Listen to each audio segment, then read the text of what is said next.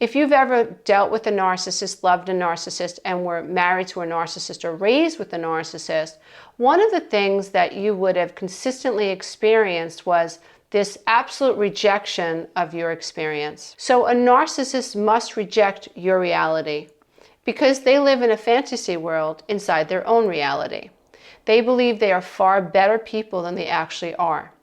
And when you offer them a conflicting experience of their internal experience, they reject it because they lack empathy.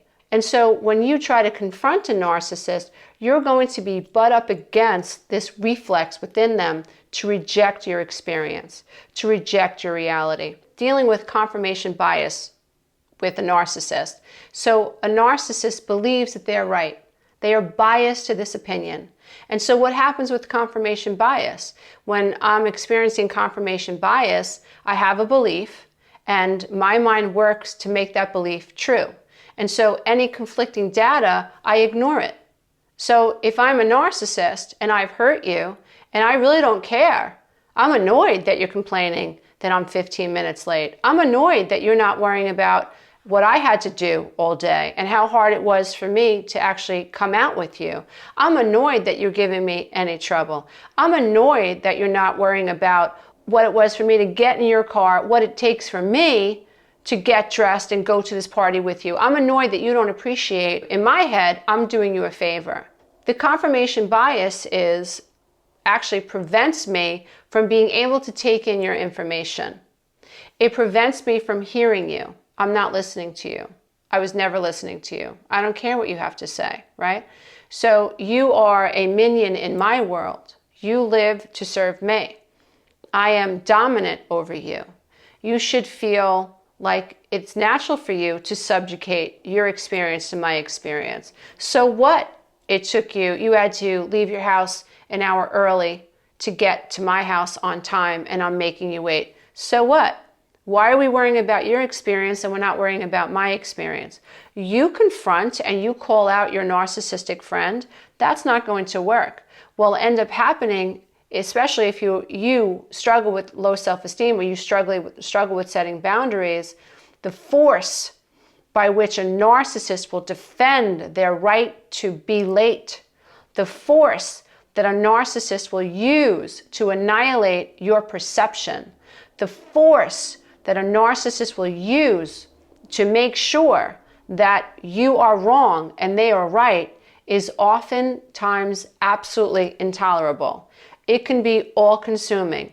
I did a video a while back where I discussed that one of the things that's really troubling when you're dealing with a narcissist, and it's mind-boggling because they are so convinced that they're right. And if you're someone who checks yourself and who is willing to be wrong, if you're someone who's willing to have an open conversation, if you're someone who is willing to hear what the other person says, and you're checking yourself, right? You're like, well, maybe I'm wrong. Maybe I am looking at this the wrong way. If you're someone who does that, which most healthy people do, then what happens is when you're confronting a narcissist, they are so convinced that they are 100% right. And part of their false reality, or actually their reality in their head, their fantasy is everyone else is wrong. I am unique. My situation is unique. It is more important than your situation. Whatever I'm going through, whatever my pain is, whatever my experience is far more important than your situation. My pain, my discomfort level is far more important than your discomfort level. It cancels out. It's like noise canceling, right? They can't hear you, right? When you're calling out someone like this, they are convicted. They are like a pillar of steel. And if you're someone who checks yourself, you can find yourself being really, really wobbly. And their mind is going to work automatically, confirmation bias, I'm right, you're wrong, right?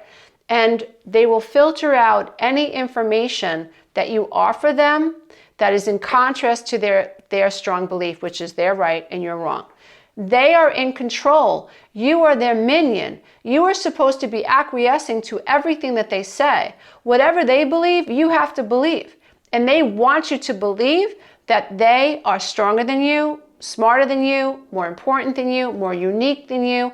And whatever they want you to do, they want you to believe you should do it. In other words, you are not entitled to your own 3D autonomous reality. You're not. You have to be a part of their fantasy. You have to almost become inward. You have to become a part of their body, their being, and their mind in order to withstand the demands of this relationship. Right. I know far too many people, couples, in which, for instance, a wife will acquiesce to the needs of the husband, anticipate all his needs.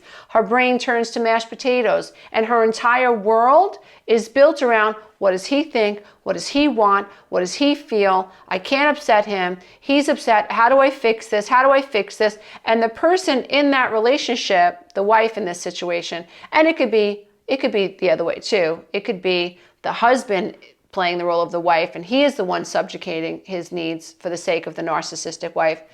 You know, this goes back and forth. This is not exclusive to men. And so I've seen these relationships in which the target actually becomes part of the narcissist's fantasy.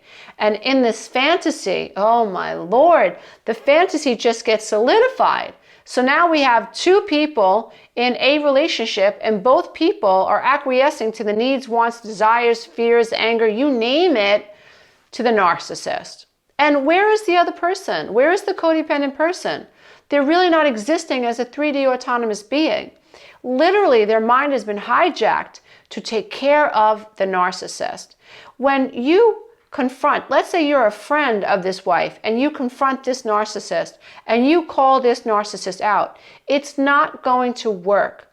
What ends up happening in lots of the cases when there's a trauma bond, the target ends up defending the narcissist. They're subjugating their needs to this person. They're living in fear and anxiety. They're hoping that it's going to be better tomorrow. Like, I get it. Let's say you're a third party and you recognize that this narcissist is being cruel to your friend and you decide to open your mouth. It's not going to work because the target most likely is going to defend the narcissist because they're not really aware of what's really going on. And until this person, the target, recognizes what's going on, this dynamic continues. And the narcissist is then going to want to now isolate you from the target because you have just really outed yourself as someone who is not going along with the fantasy. You're not seeing what the target sees. You're not seeing what the narcissist wants you to see, which is they have a right to treat your friend or your mother or whoever, or your father or your brother or whoever this way. And so when you confront a person as the third party, then what they do to you is now they want to annihilate you.